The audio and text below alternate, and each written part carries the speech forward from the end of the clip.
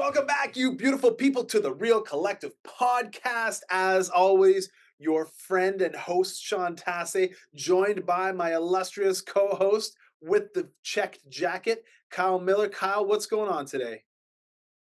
Oh, just just clipping along, as it were. New office, new digs. So yeah, Yeah, looks good. Sounds echoey, but looks good. little bit empty. I haven't put any sound dampening in here, like kid like pictures that soak up Yeah, yeah, yeah. soak up sound. Well, if you ever look here, you'll see there's like a whole sound dampening wall in front of me, and we're still too loud because people are always like, "Can you just turn down your podcast a little bit?" So it's I'm not a great neighbor, I guess. As always, guys, make sure to hit that like button, subscribe to the channel, share this with someone who you think might like this conversation. We're gonna bump around a little bit today, talk about a few different things that are going on in the market. It is the time of year, sort of mid-November, where things start to wind down, things start to pick up towards the holiday season. A lot of realtors, a lot of mortgage brokers are going to start to do their business planning for 2025.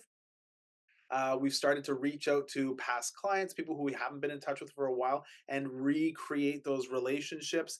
So that's been something that's really interesting. Last week we talked about trusting the expert and how important that is. I think that's still, definitely something we want to, talk about and share some stories probably in the second half. But we also wanted to talk a little bit about how you can put a deal together with a B lender and bring it forward to an A lender down the road. I think there's a lot of people almost changing the name from a B lender to an alternate lender, and I think that a little bit more palatable. And then also talking a little bit about some stuff that came up recently about where you can park your car, where you can build another parking spot in front of your house, not in front of your house, what the impacts of that are, all that sort of stuff, and some zoning stuff. So bumping around a little bit today.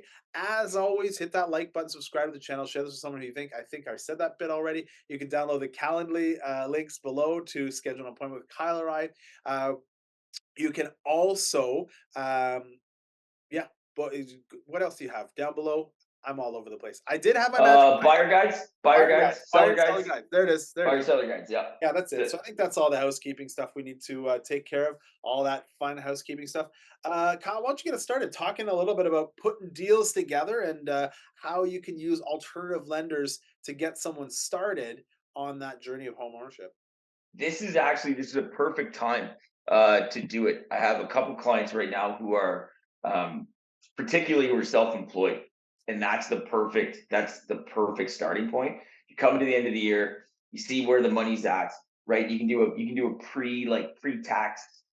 pre-tax assessment with your tax planner and that stuff, and that's key for me because I'm looking at it saying from the B lenders, from the alternative lender standpoint, they'll look at this is specific to self-employed people.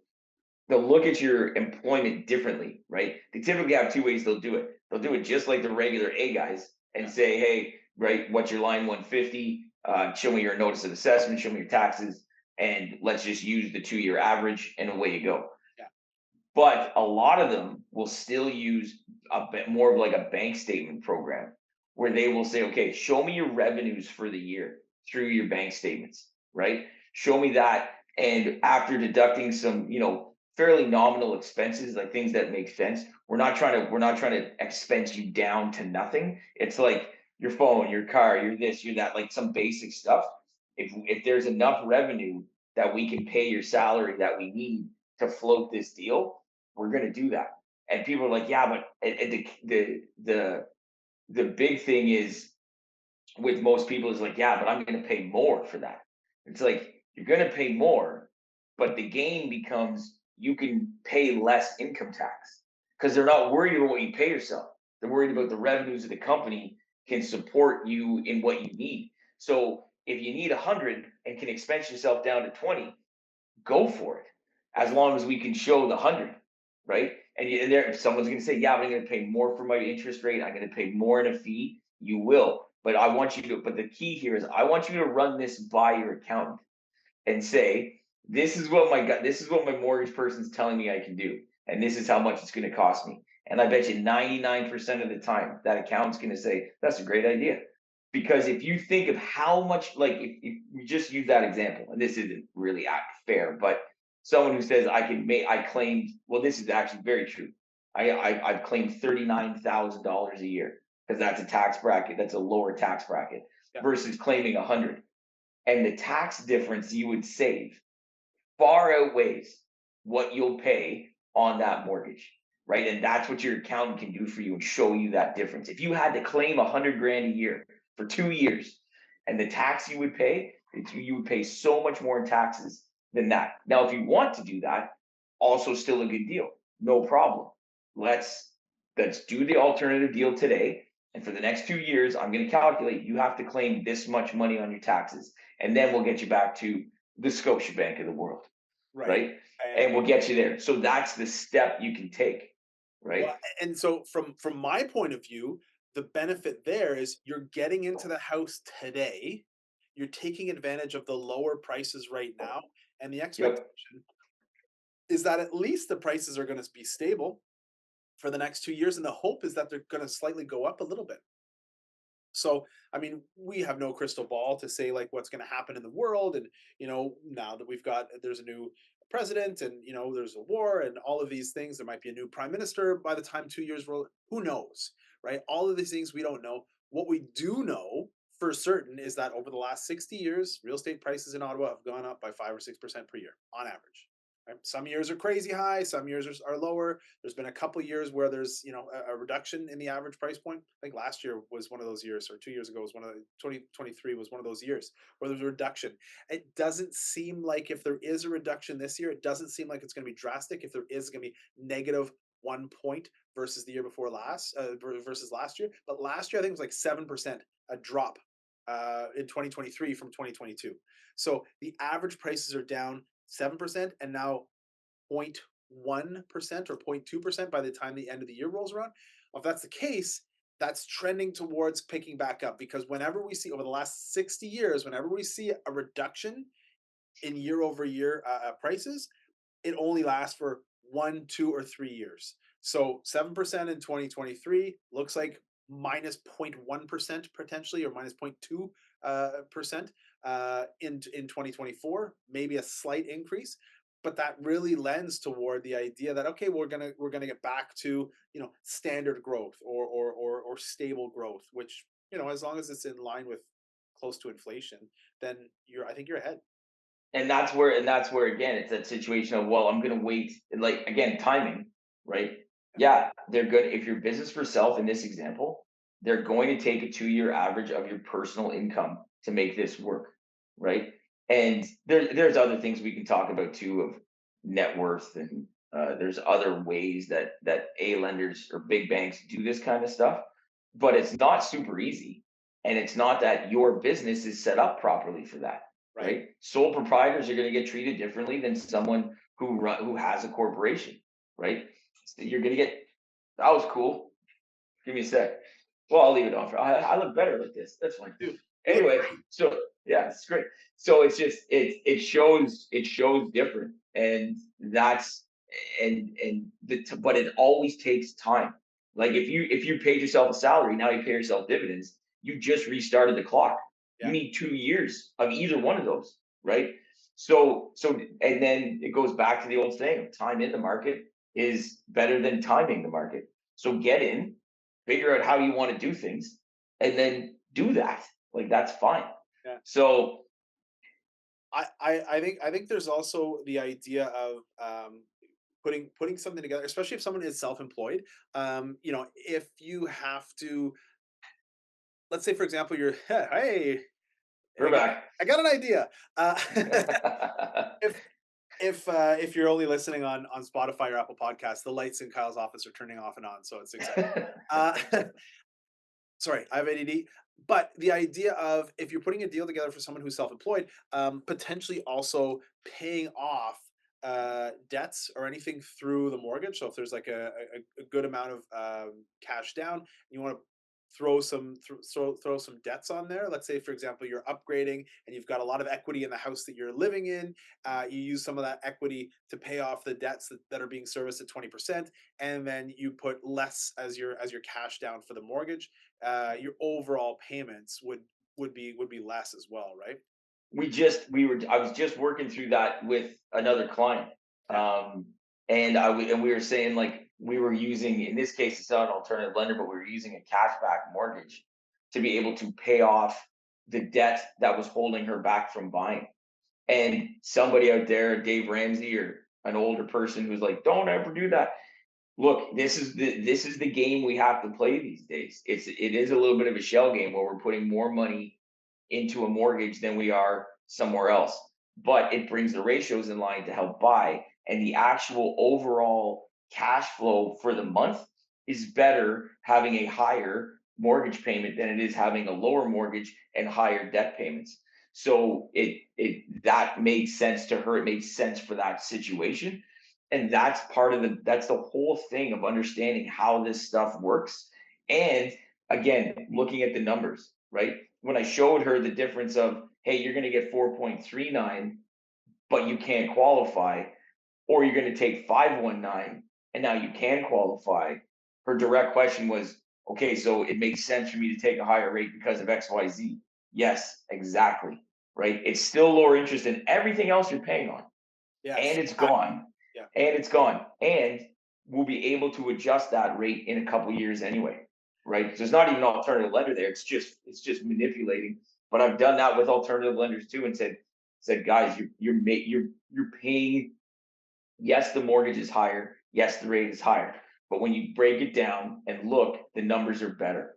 So that's it. That's where looking at the numbers and not getting wrapped up, as we say all the time, in the feeling of my higher interest rate, right? Feelings, look at the numbers. It'll make more sense. If you can just take the fee out of feelings, then we'll be okay. I I just came up with it. You could use it. That's great. Perfect. New shirt. That's Yeah, new that's shirt. it. We're just coining terms all over the place. Here's the thing: most people are focused on their monthly obligation. They're focused on what's my monthly payment.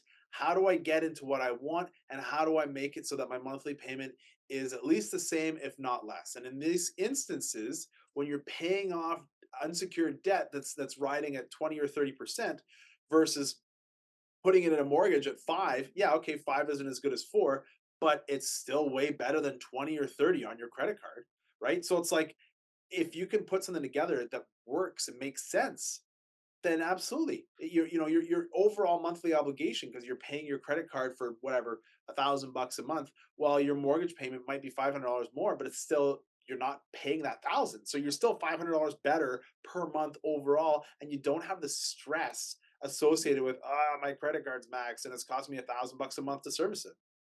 And I think people really have to look at themselves and be honest with what is going on. They're like, yeah, but I'm paying that. Now I'm going to be paying for this credit card for 25 years, and I'm going to pay so much more interest on it. Yep. You know what? I think if you look at it like that, you probably will. Next question I have for you is, how long is it going to take you to pay off that credit card if you don't do this? Right. Right? Just fair question. How long is it going to take you if you don't consolidate this now? What's the deal? Right? Where are you finding that extra $1,000 on top of the rest of your life Yeah. to do this? Right? If you're telling me you're going out to get another job and that's the only reason you're getting it is to pay that stuff down, cool, go for it. How many of us are doing that? Right? So that's the thing, right? And Well, it's a tough conversation, and but you got to be honest with yourself. and it also stops you from getting the house that you want. And the thing is, if you stay in the same house that you're in, chances are you're upgrading, right? If you stay in the same house that you're in, and let's say it's a $500,000 house, and the average price over the next 2 years goes up by 10%, your $500,000 house is now worth 550. But if you figure out a way to get yourself into the let's say the $700,000 house, and your monthly payments are less, and you pay off your credit card, and you all of these things, your $700,000 house is now going to be worth 770. So you're still $20,000 ahead in your bigger house with your lower monthly payments. So it's like, yeah, okay, I'm paying for it over a longer period of time, but you're also getting into the house that you want as opposed to the one that you're in with better appreciation. So it's like, again, you got to look at the whole picture, not just the one piece of it. Because when you only look at the one piece of it, you can make an argument either for or against it, right? So, Oh yeah, yeah. And I think there's two things I'll finish. I add to this is one, because we started with alternative lenders. yeah, Understand that alternative lending only happens with 20% down or a minimum 20% equity. There is no gap. There's no jump from 5% down to an alternative lender. They don't work with less than 20% down. They're not allowed to. So an alternative lending situation is only going to show up and present itself at 20% down payment or with at least 20% equity left in the property on like a refi or something like that. right. And going forward through 2025 and 2026, I'm predicting also, if we're doing El Predicto in November, Love it. is that is that there's going to be a lot more people who are presented with alternative lending options because of the fact that rates are higher, debts are higher, and lending ratios have been pushed higher. And there's new cap limits coming for banks that are just going to be like, we don't like you. That are literally, it's going to be, we don't like you enough to do this deal, so we're not. Yeah, And you're going to be pushed into the alternative market, and that's going to be an interesting dynamic and a heavy pill for some people to have to swallow to keep their house where they want it, to keep their payments where they want it. And it's just going to be something that's going to happen more and more to people. Unfortunately, I'm not happy about it. Straight up, I get paid half of like 50% less on a B deal than I do on an A deal. I want to do an A deal all day long, right. right? But it's sometimes that's not where the deal has to go. And some people are going to get a disappointing discussion at some point, but you're not going to lose your house. You're going to keep it, and you're going to clean up debt, and life is still going to be a little bit better. So it's going to be a lot more talking through that in the next 2 years for sure. Yeah, yeah. I think that's it. I think it's a good place to take a quick pause. When we come back, we're going to talk a little bit about some zoning stuff that's come up actually three times, if you can believe it, in the last week for me. So I'll talk a little bit about some zoning stuff three or four times in the last. Exciting Right? Yes, zoning. super exciting. I'll keep it exciting, as you know. And then we'll talk a little bit about some business planning and what that means for you as a consumer. A lot of realtors, a lot of mortgage brokers are doing business planning right now. What does that mean for you as a consumer when you're out there in the world? As always, hit that like button, share this with someone you think might like this conversation. You can also download us on Spotify, Apple Podcasts, or if you're watching on YouTube, thank you for your eyes. Download the buyer or seller guide below, book an appointment with Kyle or I in the Calendly links below, and we'll catch you on the flip side. This episode of the Real Collective Podcast is brought to you by Real Collective Marketing, the marketing agency that specializes in the unique needs and budgets of small to medium-sized businesses. We provide turnkey marketing solutions that get results. We become an extension of your team and act as your virtual marketing department, designing and implementing cost-effective strategies that will help grow your business. You can find out more today at www.realcollectivemarketing.ca. Now, here's your hosts, Sean and Kyle. Welcome back, you beautiful people, to the second half of the Real Collective Podcast, where Kyle drinks a coffee and I wear a comfy Christmas sweater, even though it's not Christmas time yet. As always, hit the like button, subscribe to the channel, share this with someone you think might like this conversation. We're going to talk about something very exciting that everybody needs to watch. And so I'm so glad that you stuck around to the second half and heard some great words from our sponsor. We're going to talk about zoning. So if you want to zone out, this is your chance. Just kidding. You don't want to zone out because four times, I've counted them, in the last, what are we today, 14th? In the last 2 weeks, zoning has come up in conversation with clients. So obviously, This is big right now in Ottawa. This is huge, actually. yeah, As boring as it is, it's actually not, because it's it very is important. fucking boring as shit. But, uh, there is a lot of NIMBYism happening where people are like, oh, what are you doing? So I live in a neighborhood that has big houses on big lots. And they were all custom built houses back in the 60s. Originally, it was sold as the Rockcliffe of the West. It is not that, but it is definitely a community with big houses, right? You see a lot of young families with numerous kids. Like there's a lot of four kid families in our neighborhood. Uh, Wow. yeah, yeah, yeah. And I mean, we're a three kid family. So, what has happened is based on the proximity to a major artery, you are moving from most of these kind of neighborhoods are called R1, which means residential first density, which means one unit in each house. Okay. And recently they said, oh, well, you can put an SDU, a secondary dwelling unit, in one of these R1 houses. Okay. Coach houses count for that too, right? Coach homes, yeah, coach houses as well. Okay. Recently, a change has happened. Bill 23 came along and said, you know what? It's not just one STU. You could put 3 units in these places. So you can take a house and you can put, one upstairs, one on the main floor, one in the basement. You can turn that house into a 3 unit. That was with Bill C23, Bill 23, which came out, I'm going to say, within the last year. Now, moving forward and looking at the zoning changes that are going to be happening, it's all based on not the same residential zonings. They're calling them N zonings: N2, N3, N1, and N4. I mean, I could have started with one, went to four, whatever. So N1 is your typical neighborhood, which is similar to R1. But even in our neighborhood, I could not find any N1s. I could find N2 and N3, and I could even find some what are AM, so arterial main street, so these main hubs, these main nodes. I could find even some N4s in that area. So as of right, an N2 place can have 6 units. So instantly we're moving from the 3 that we have now to 6. So you can put 6 units in one house. So you take a 2-story house with 4 bedrooms on the second floor and 4 principal rooms on the main floor and the basement that goes underneath it, and you can make that into a sixplex. As of right, you chop up the rooms: 1 bedroom, 1 bedroom, 1 bedroom, 1 bedroom, 1 bedroom, 1 bedroom. You have 6 1 bedroom units in a regular 4 bedroom house. And we're not talking a rooming house here. We're saying like 1 bedroom units with kitchen, bathroom, self-contained. That's right.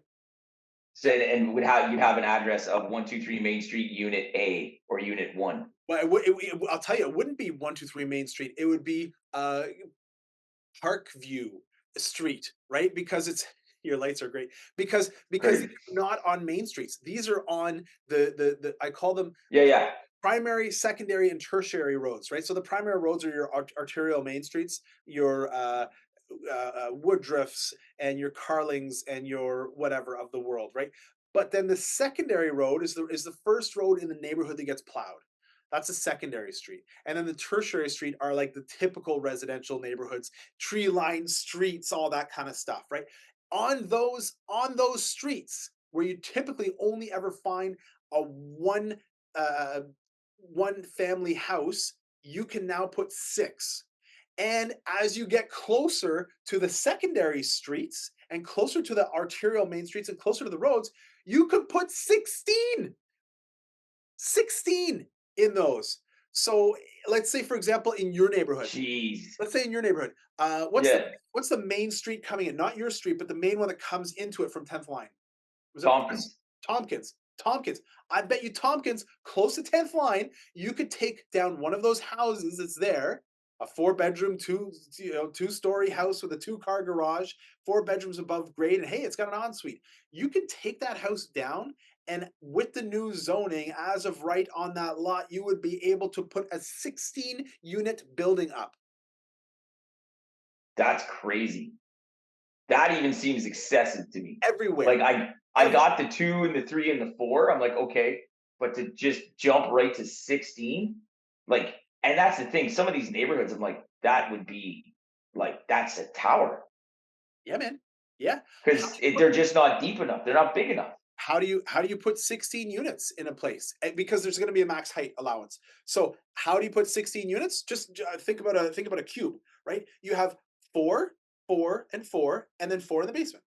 There's your 16 units. So now you've got a 3-story tall building. You think about a 3-story tall building, and essentially you're taking up as much of the ground space as you can. And the nice thing about some of these neighborhoods is they're fitting either on a 62-foot wide lot, a 100-foot deep lot, right? Or a 50-foot wide lot. It doesn't work with some of the newer stuff because they've jammed the houses in, They've but some already done it. Yeah.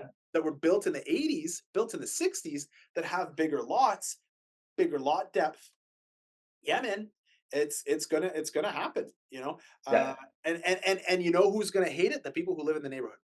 But it's the I was same saying it. across the board. I was joking with my wife about it. I'm like, there's a house 2 doors down that for it's crazy to think that in my neighborhood this would happen. And I'm not, I'm sounding all elitist here for a sec, but it's like this guy, this older gentleman, has just locked his door and went to live with his brother.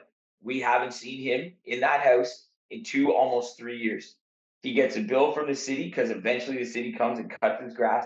It's got things growing in the back, and it's got things growing in the back, and it's not cool and it looks terrible. And I was telling my wife, I'm like, the day he puts a sign on that wall, like the sign on that lawn, Yeah.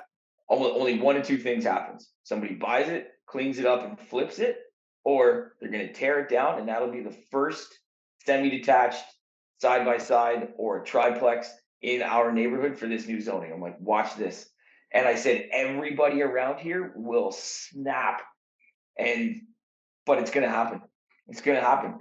So I'm on the community association, and I see a lot of NIMBYism, which is not in my backyard, My backyard. right? And so, oh, we want to tell our counselor to not allow this to happen because of XYZ. It's like, man, you guys can say whatever you want. Doesn't matter. This is happening. This is nothing you can stop.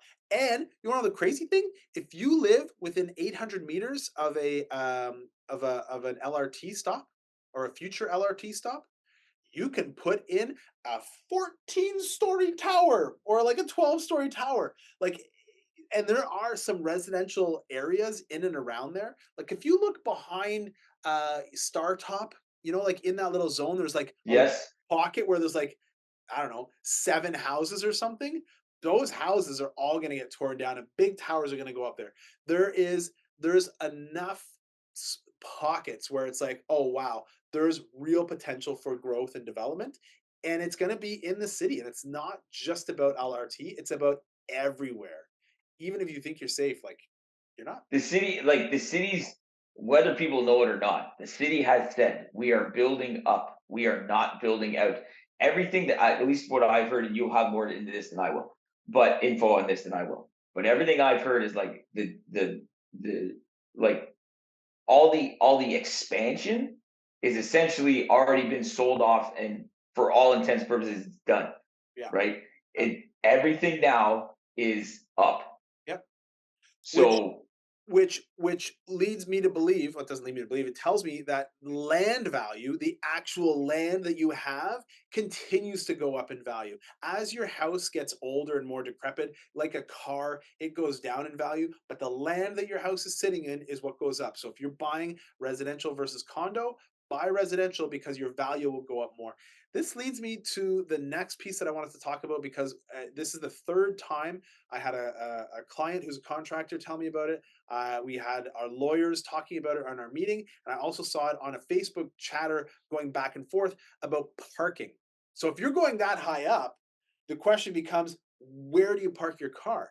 So the City of Ottawa bylaw does not allow you to park your car immediately in front of your building.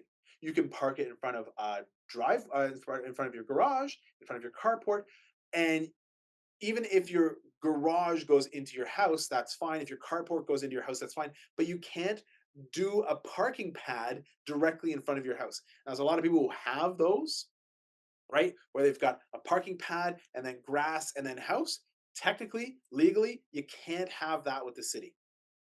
hmm, So a lot of people are going in and they're putting in their secondary dwelling units, or they're putting, Bill 23 to work for them. And they're just saying, hey, I'm going to extend the parking. But technically, if you extend the parking and where you park, directly in front of where you park is the house, can't do it.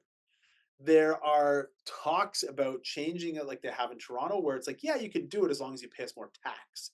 The other question is about, if you're putting a pad there, what impact does that have on erosion and the soil and all that sort of stuff, right? If it's in front of your house, if it's immediately abutting your house, what impacts does that have on what you're doing?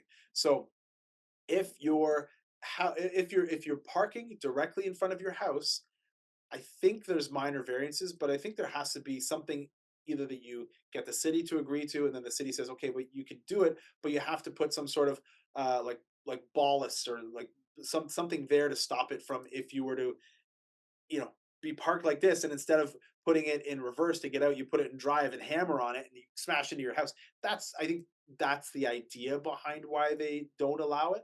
I could be wrong. Maybe there's something else to it. If you work for the city and you are interested in telling us more about it, by all means, feel free to jump on if you have experience with this. But some people have gone in and put in these pads and then been these parking pads with interlock and then been forced to remove them. So Yeah, that, it's crazy.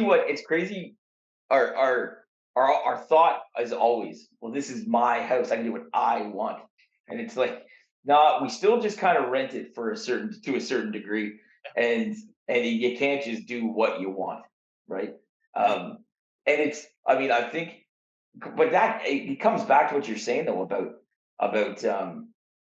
about even just these bigger buildings. Like I can't fathom in my head where if someone put a triplex on my street, where people would park. Like I can't. It doesn't compute with me. do you want to tell you? Right in front of your house, on the Yeah. street, right in front of your house.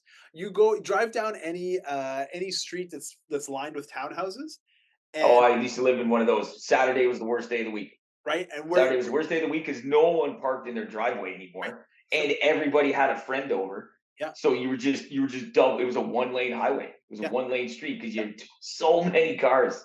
And then you're weaving in, right? So someone's coming this way and you're going the other way. You're like weaving between the cars. You're letting them, yeah, come on, come on, come on, and then you weave back in, and then they and the next person like weaves in there, and then you go, and then it's just, yeah, it's silly. And if we increase density, that's bound to happen too, right? So if your street's going to be full of triplexes, that's what's going to happen there too, right?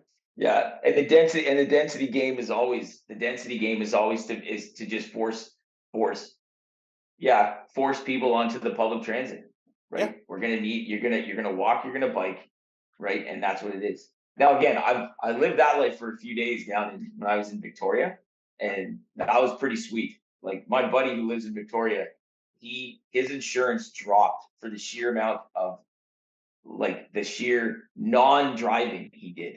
He put Wow. so few kilometers on his car. His insurance was like, yeah, we're gonna drop this down because you obviously don't drive. And like him and two kids and his wife on the bikes all the time to get everywhere. Now Victoria's got a better climate than we do, so that's different. But I'm like that lifestyle, man. That I don't know. I mean, you know what? Give it a couple of years with global warming, maybe we'll get there too. Uh, On this beautiful November day, It's been warm, man.